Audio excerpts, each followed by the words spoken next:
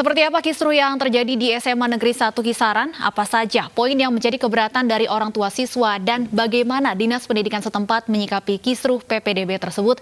Sudah bersama kami Pak Jumadi, Kepala Cabang Dinas Pendidikan Kisaran, Sumatera Utara.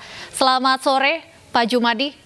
Selamat sore, Bu Pani. Baik, Pak Jumadi, saya ingin langsung tanyakan bagaimana Dinas Pendidikan Kisaran Sumatera Utara menjawab keluhan dari orang tua siswa yang menyatakan ada kecurangan dalam PPDB terkait dengan pembagian zonasi ini. Terima kasih, Bu Pani. Untuk menyikapi apa yang terjadi di SMA Negeri 1 Kisaran, bahwa pelaksanaan daripada PPDB online di Sumatera Utara itu sudah memang berpayung hukum Permendikbud nomor 44 dan Pergub 24 tahun 2020. Itu payung hukum daripada pelaksanaannya. Maka dalam rangka untuk Iya, Pak Jumadi, kalau kemudian ada orang tua yang mengatakan mencurigai ada kecurangan karena ada siswa yang rumahnya hanya berjarak 1 kilometer dari sekolah namun tidak lulus seleksi, namun ada yang rumahnya lebih jauh justru lulus dari seleksi. Ini bagaimana Pak? Apakah akan dibuka secara transparan begitu untuk proses seleksinya? Terima kasih. Maka untuk yang berkaitan yang dipermasalahkan oleh para orang tua yang siswanya tidak masuk, yang terdaftar di SMA 1 Kisaran, maka kami dari cabang dinas memanggil orang-orang tua yang merasa berkeberatan anaknya tidak masuk ke cabang dinas Kisaran. Kita sudah memberikan penjelasan-penjelasan yang berkaitan dengan pelaksanaan atau PPDB online. Sudah dilakukan pemanggilan dan sudah diberikan penjelasan, Pak Jumadi? Sudah, itu pada tanggal 30 hari Selasa. Kemudian tanggapan dari orang tua seperti apa setelah diberikan penjelasan? Mereka memang sebagian ada yang menerima dari penjelasan kita, sebagian juga ada juga yang tidak menerima. Maka usulan mereka bagaimana solusinya meminta tambahan rombel di SMA 1 Kisaran. Itu kita sudah upayakan. Apa sih Pak penjelasan yang diberikan kepada orang tua ini? Yang berkaitan dengan yang dianggap ada kecurangan, maka kami katakan bahwa yang mendaftar adalah para siswa sendiri.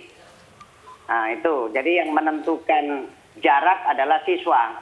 Kemudian kalau untuk juga ada pertanyaan mereka tentang surat keterangan berdomisili, memang itu dibenarkan baik oleh Permendikbud maupun oleh Pergub. Sehingga untuk suket itu yang memang berkompeten itu adalah kepala lurah atau kepala desa. Kita hanya sebagai eksekutor baik sekolah maupun cabang dinas, ya kita tidak punya kewenangan untuk melihat mana yang valid, mana yang tidak valid. Itu Bu Setani. Yang menentukan jarak adalah siswa sendiri, ini maksudnya seperti apa Pak Jumadi? Karena yang melalui PPDB online ini, siswa itu yang mendaftar langsung di aplikasi PPDB Sumut, distrik Sumut. Maka kan siswa yang menentukan jarak rumahnya dengan titik koordinat sekolah. Baik, kemudian kalau untuk orang tua yang tidak lulus seleksi ini, alasannya apa Pak Jumadi kemudian tidak lulus seleksi? Mereka mengatakan ada kecurangan. Maka kami meminta kepada orang tua, bagi yang dapat memberikan bukti berdasarkan aturan yang berlaku, baik Permendikbud 44 maupun Pergub 24, itu dapat didiskualifikasi terhadap data yang tidak valid, baik KK maupun suket dan jarak.